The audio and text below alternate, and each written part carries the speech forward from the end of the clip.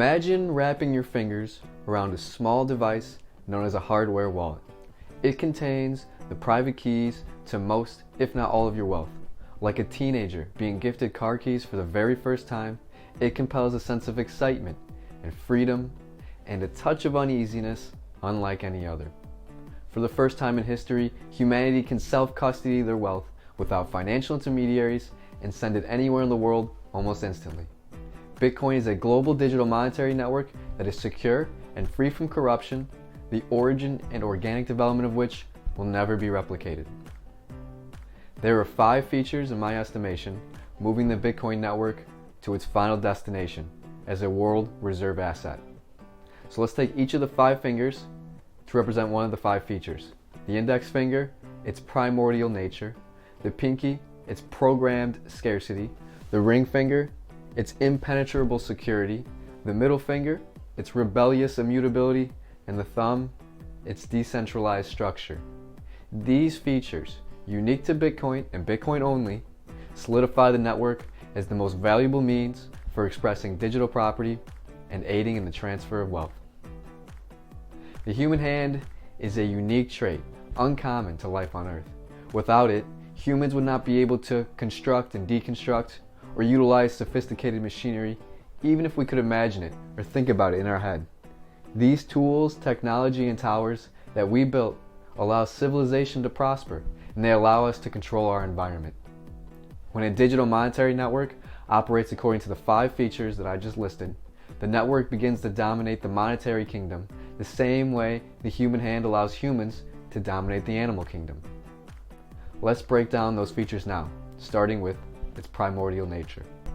The index finger in the US is often used to indicate first in any context. Bitcoin was the first cryptocurrency whose evolution is attributable to people from around the world coming together to work on its development. Similar to what many scientists believe the conditions were like for the first life on Earth, a primordial soup of molecules that came together to form a cell. Like life on Earth, Bitcoin would proliferate, forming $1 trillion network just 12 years after the open source technology was made available. That's faster than any company with proprietary assets, including Google, which took 22 years. The Bitcoin white paper was distributed anonymously under the name Satoshi Nakamoto, whose identity to this day remains a mystery. Even the small group of cryptographers Satoshi was in contact with to get Bitcoin off the ground and running did not know his or her or their identity, as they use an untraceable email address and website.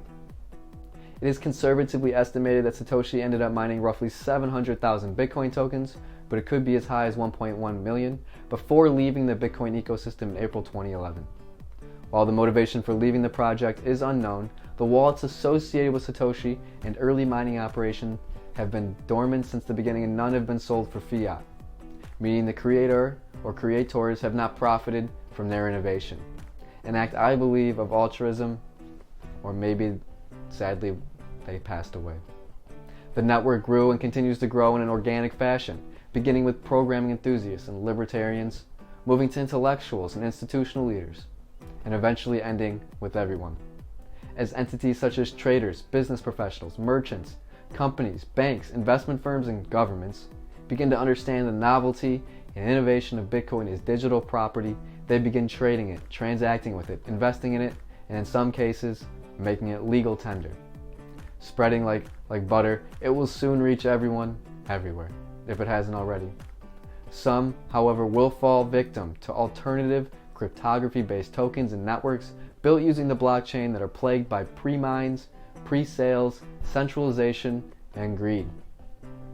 Every cryptocurrency created following this revolutionary invention that is Bitcoin will have a leader who will promote or market the coin, raise funds in a pre-mine or pre-sale where the tokens will be distributed to venture capitalists and insiders, succumbing to some form of centralization. Even Ethereum, the world's second most valuable cryptocurrency as of November 2021, had a pre-sale, and they continue to alter their monetary policy, including the reversal of a DAO hack at the behest of major stakeholders and the founder, Vitalik Buterin, who in contrast to Satoshi Nakamoto sold 25% of his stake in Ethereum because of concerns Ethereum may fail. as the potential profit of a successful altcoin is well documented, it is not possible to grow organically like Bitcoin. For example, would anyone send 10,000 Bitcoin tokens for 2 Papa John pizzas, knowing in less than a decade those 10,000 Bitcoins would be worth $500 million? Papa John serves fantastic pizza, but the value transfer there was unbalanced to say the least. Bitcoin's conception took place when nobody knew what cryptocurrency was or what it would become. It was not created for speculators, but it was created to supplant the fiat system and act as a high-functioning monetary system built for the world. The world just needs to embrace it with open arms. The next feature to break down will be scarcity, so let's do that now. While scarce in terms of size, the pinky provides support and works with the other fingers to provide yet another mechanism for controlling objects. The scarcity programmed into the Bitcoin network by restricting the supply of Bitcoin in circulation to 21 million forever provides assurance to Bitcoin participants that the value of their Bitcoin will never be diluted. For this reason, an initiative to increase the Bitcoin money supply could never reach consensus. Given this permanent scarcity, Bitcoin becomes a hedge against inflation, whereby the price of Bitcoin in terms of the US dollar should only increase over long periods of time, especially as the government increases the fiat money supply. Concerns raised about not enough Bitcoin in circulation, slowing economic progress in times of expansion, can be dismissed because Bitcoin is significantly more divisible than fiat. For example, in the legacy fiat system, the penny, or 0.01, was the smallest unit of account. Now we have what is called a sat, or a satoshi, which is 10 to the negative 8th, or 7 zeros after the decimal point, and that will be the smallest unit of account. To put the veracity of poor monetary policy into perspective, the fiat money supply in just the last 14 years has nearly tripled, diluting the value of the dollar that so many work hard for and hold. There is no signal that inflation will slow down in the next decade, nor will wages rise proportionally to the rise in prices. Anyone that suggests a group of individuals could have enough knowledge, expertise, and altruism to fairly control the money supply through inflation, interest rates, and credit, I think is credulous. There is broad agreement that currency not backed by anything is unsustainable because there is no mechanism in place to protect its scarcity.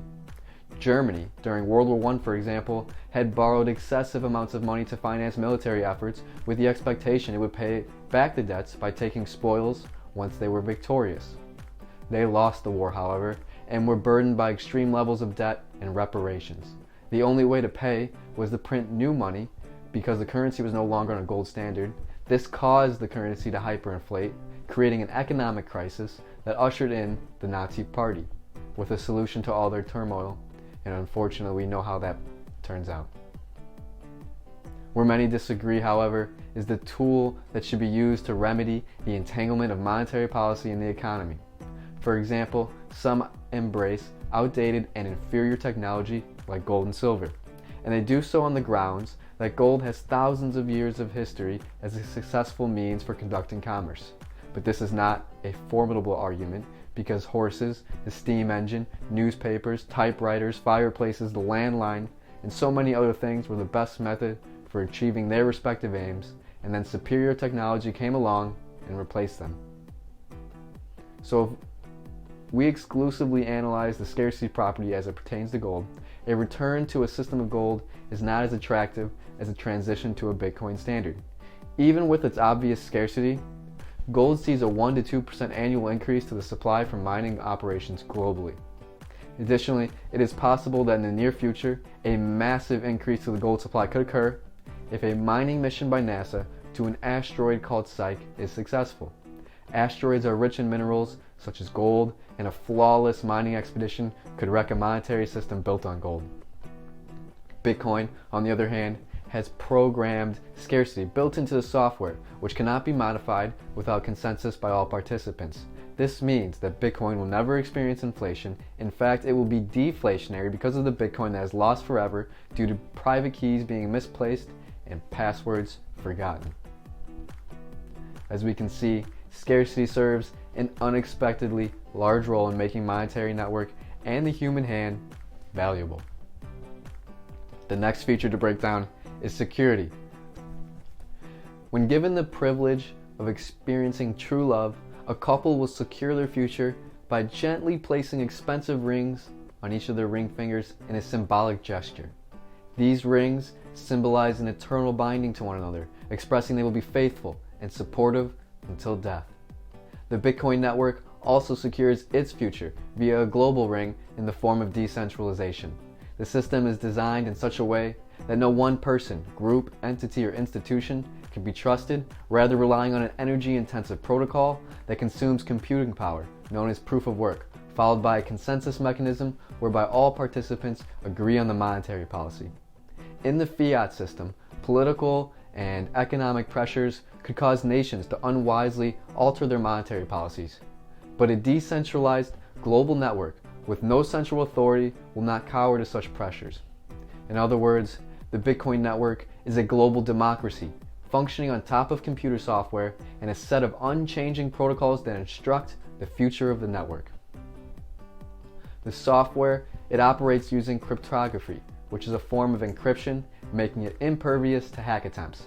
As long as the private keys are stored properly, either in the owner's mind or stored using a hardware wallet or multi-sig solution, no thief can hack the network or steal Bitcoin, and no government or central authority can confiscate it. The one security vulnerability to the Bitcoin network is what is referred to as a 51% attack, which is when a single miner controls 51% or more of the computing power and decides to spend more tokens than they own. As the network grows larger, however, and the hash rate increases, it becomes increasingly difficult to defraud the system because of the need to rework every transaction that occurred after the offender selects a particular transaction they want to use for fraud.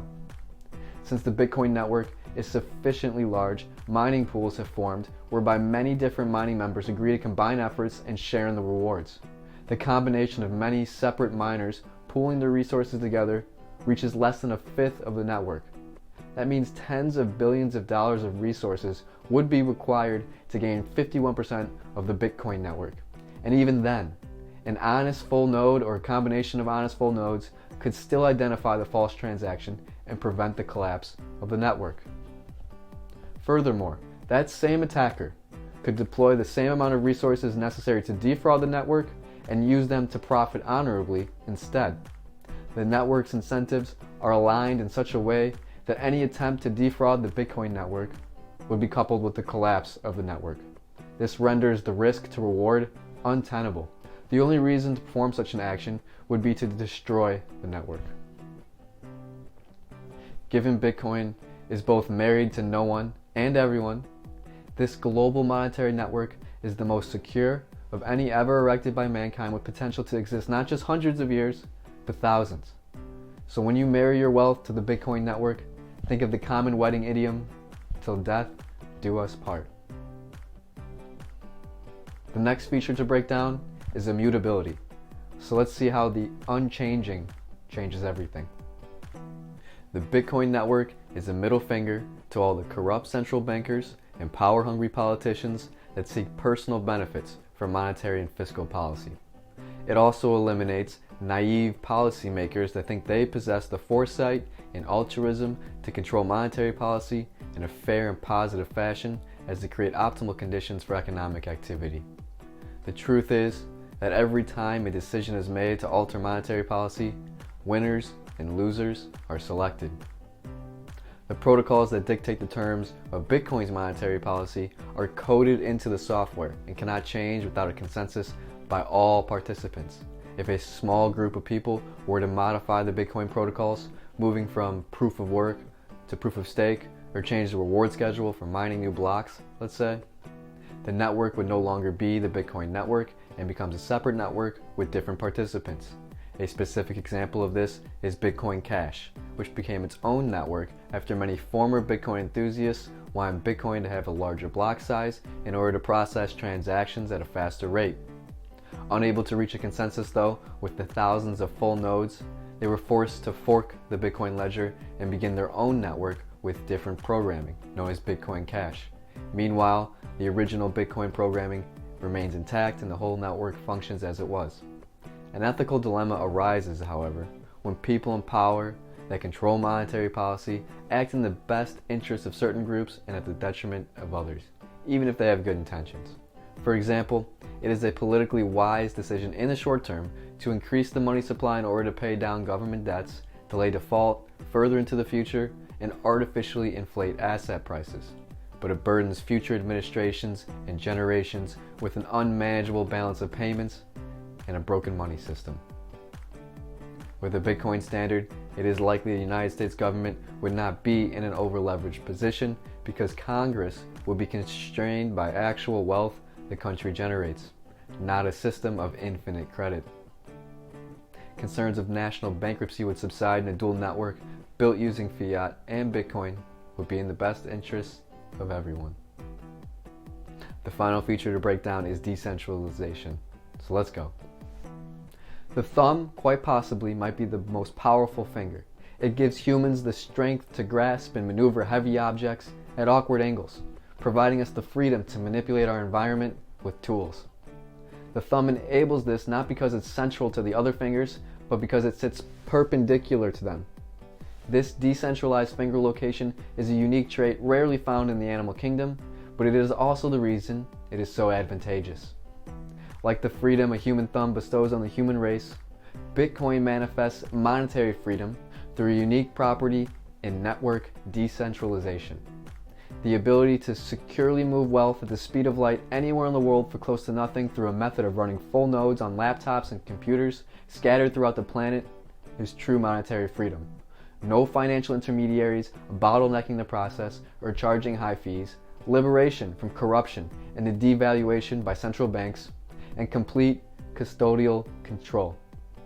Bitcoin is a chance for people at the mercy of authoritarian regimes who confiscate wealth, create hyperinflation, and violate private property rights, a chance to secure wealth for themselves and their family.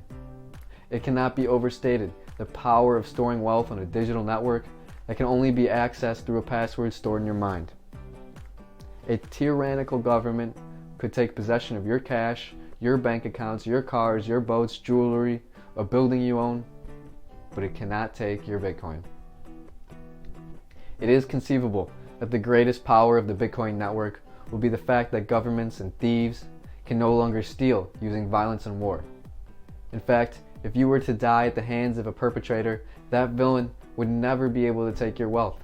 So there is an incentive to not kill you and compromise. Warfare becomes less attractive if you cannot plunder and take property beyond the land and buildings because all the wealth is stored in the digital realm, protected by each citizen's own human mind. It's not in some data center somewhere with spotty security protocols overseen by a wage-earning workforce. Lastly, Bitcoin, it traverses space and time by incentivizing mining in locations where energy is most abundant without the need to be handcuffed to corporate offices or customers. Mining operations, in theory, could be set up anywhere renewable energy is plentiful, cheap, and available. Even the most inhospitable places on Earth can support mining operations.